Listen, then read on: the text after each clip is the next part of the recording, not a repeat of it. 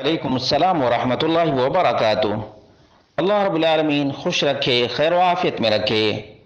سوال اہم ہے کہ کیا ایک لڑکا بہت ساری عورتوں کو یا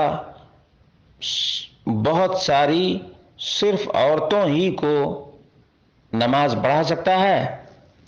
اس کا جواب یہ ہے کہ نماز پڑھنے والا پرہیزگار ہو، نگاہ پست رکھنے والا ہو اور عورتیں باپردہ ہوں، عورتیں باپردہ ہوں تو جائز اور درست ہے۔ صحیح بخاری کی 380 اور مسلم کی 658 نمبر کی روایت ہے۔ انس بن مالک رضی اللہ عنہ بیان کرتے ہیں ان جدتہ ملیکہ دعت رسول اللہ صلی اللہ علیہ وسلم لطعام صنعته له فأکل منه۔ انس بن مالک کی نانی یا دادی نے نبی کریم صلی اللہ علیہ وسلم کے لیے کھانا تیار کیا اور آپ کو دعوت دی تو آپ نے تناول فرمایا۔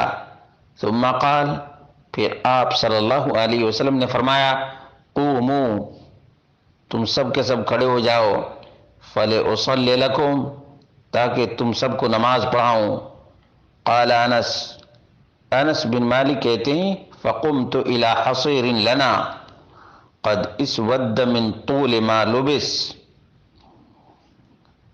میں چٹائی لانے کے لیے گیا تو چٹائی زیادہ دن استعمال کرنے کی وجہ سے کالی ہو گئی تھی۔ فنضحته بماء، تو میں نے چٹائی پر پانی کا چھڑکاؤ کیا، اس کو ذرا صاف کیا۔ فقام رسول اللہ صلی اللہ علیہ وسلم وصففت والیتیم وراءہ، تو اللہ کے رسول صلی اللہ علیہ وسلم کھڑے ہوئے، میں نے اور ایک یتیم بچے نے نبی کریم صلی اللہ علیہ وسلم کے پیچھے صف بندی کی۔ والعجوز من ورائنا، اور بوڑھی خاتون ہم دونوں کے پیچھے تھیں۔ فصلی لنا رسول اللہ صلی اللہ علیہ وسلم رکعتین، تو اللہ کے رسول صلی اللہ علیہ وسلم نے ہمیں 2 رکعت نماز پڑھائی۔ ثم انصرف، اور پھر نماز سے فارغ ہو گئے اور متوجہ ہو گئے۔ قال الحافظ فی الفتح، حافظ ابن حجر العسقلانی فتح الباری میں کہتے ہیں وفی هذا الحدیث من الفوائد، اس حدیث کے اندر بہت سے فوائد ہیں، ان میں سے تاخیر النساء عن صفوف الرجال، عورتوں کا مردوں کے صفوں کے پیچھے رہنا۔ وقیام المرأة صفا وحدها، اور ایک عورت بھی رہے گی تو وہ پیچھے ہی کھڑی ہوگی۔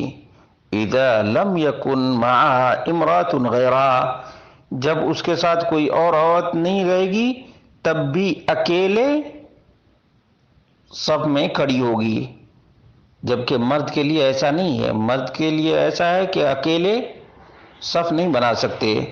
اس روایت سے معلوم ہوا کہ ایک آدمی جو واقعتاً اللہ رب العالمین سے ڈرنے والا ہو، نگاہ پست رکھنے والا ہو، اور ساتھ ہی ساتھ عورتوں بھی باحجاب باپردہ ہوں تو بالکل جائز اور درست ہے۔ واللہ اعلم بالصواب۔